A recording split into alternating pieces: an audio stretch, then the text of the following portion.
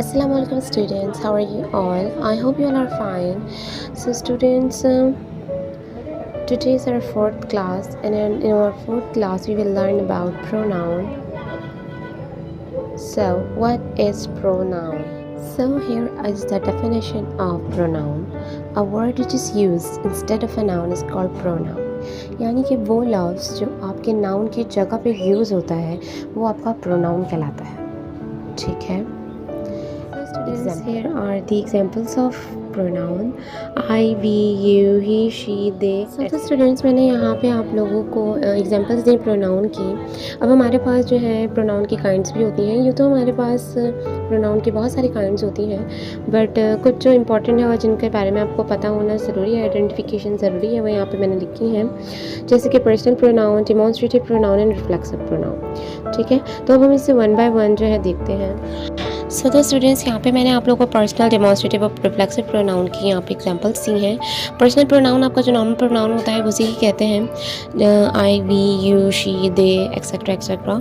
ये आपके personal pronoun जो नॉर्मल प्रोनाउन होता है उसे ही कहते हैं. नंबर 2, आपको यहाँ पे आइडेंटिफाई करके मत देने का मकसद ये ताकि आपको पता चले कि ये चीज़ क्या होती है. नेक्स्ट हमारे पास है डेमोन्स्ट्रेटिव प्रोनाउन, जिसमें मैंने आपको लिख के बताया है दिस, दैट, दीज, दूज की आपके डेमोन्स्ट्रेटिव प्रोनाउन होते हैं. यही 4 होते हैं. ठीक है, जिसके दिस, दैट, दीज, दूज के रूल्स के बारे में भी आज ही हम सीखेंगे. नेक्स्ट हमारे पास आ जाता है रिफ्लेक्सिव प्रोनाउन. अभी रिफ्लेक्सिव प्रोनाउन क्या होता है वो मैंने आपको यहाँ पे एग्जांपल्स दी हैं, उसको आप एक सेंटेंस के थ्रू समझिए. मैंने यहाँ पे लिखा है you do this work by yourself. यानी कि जब आपका प्रोनाउन एक सेंटेंस के अंदर यूज़ होता है उसी का रिफ्लेक्शन दिखा रहा हो जो प्रोनाउन, वो आपका रिफ्लेक्सिव प्रोनाउन कहलाता है.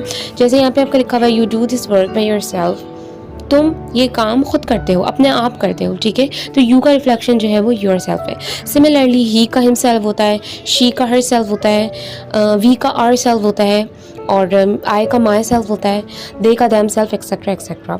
ठीक है, तो मकसद आप लोग को इसकी आइडेंटिफिकेशन करवाना है ताकि आपके पास कभी भी ये चीज़ आए तो आप लोग को समझ आ जाए. ठीक है, मैं यहाँ पे आप लोग के साथ एक लिस्ट शेयर करूँगी जिसके थ्रू आपको ये भी पता चलेगा कि कौन सा जो प्रोनाउन होता है वो कौन सी पर्सन्स होते हैं. ठीक है स्टूडेंट्स, यहाँ पे मैंने आप लोग के साथ एक लिस्ट शेयर करी है प्रोनाउन की, जिसमें आपको पता चल रहा है कि हमारा कौन सा जो प्रोनाउन होता है वो फर्स्ट पर्सन होता है, कौन सा सेकंड पर्सन होता है और कौन सा थर्ड पर्सन होता है. ठीक है ना. इसके अलावा यहाँ पे आपको सब्जेक्टिव केस, पॉसेसिव केस और ऑब्जेक्टिव केस भी बताए हैं जो कि आपको क्लियर आगे जाके होंगे इंशाल्लाह ताला. ठीक है, तो बात यह है कि आप लोग को यहाँ पे ये सारे प्रोनाउंस पता होने चाहिए. ठीक है. So again, here is the stanza for the pronoun. In place of noun, the pronoun stands as he and she can clap their hands. So I hope कि आप लोग पावर ऑफ स्पीच की poem भी साथ साथ learn करते हुए चल रहे होंगे. तो here is the second stanza. Next we will learn about this, that and these do's. Okay student, तो यहाँ पे हम दिस, दैट, दीज, दूज के केस को जो है इस पिक्चर के थ्रू समझते हैं. यहाँ पे बहुत इजीली आपको जो है डेमोन्स्ट्रेशन दिया गया है. ठीक है, तो यहाँ पे जो है आपका पहला लिखा हुआ है दिस और दैट. ठीक है, ये दोनों ही जो है इस्तेमाल होते हैं किसी एक चीज़ के लिए. जैसे कि आपको सेंटेंस के अंदर लिखा हुआ नज़र आ रहा होगा एन एप्पल, यानी किसी एक ही चीज़ के लिए जो है इस्तेमाल होते हैं दिस और दैट दोनों ही. बट इनके दरमियान जो है डिफरेंस ये होता है कि दिस जो है आपकी करीब की चीज़ के लिए इस्तेमाल होता है और दैट जो है वो आपकी दूर की चीज़ के लिए इस्तेमाल होता है. नेक्स्ट हमारे पास है दीज और डूज. दीज और डूज दोनों ही जो है आपके प्लूरल थिंग्स के लिए यूज़ होते हैं, यानी कि ज़्यादा होना चीज़ों का.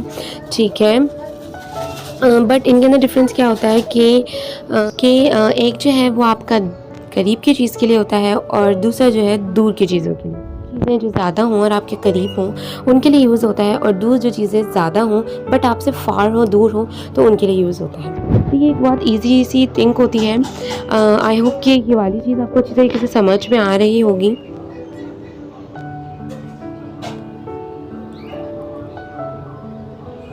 ठीक है, सो आई होप स्टूडेंट्स आज की क्लास आपको अच्छी तरीके से समझ में आई होगी. इंशाल्लाह ताला हम अपनी नेक्स्ट क्लास में जो है फिर से कुछ नया सीखेंगे. चलते हैं. अल्लाह हाफ़िज़, फ़ी अमानिल्लाह.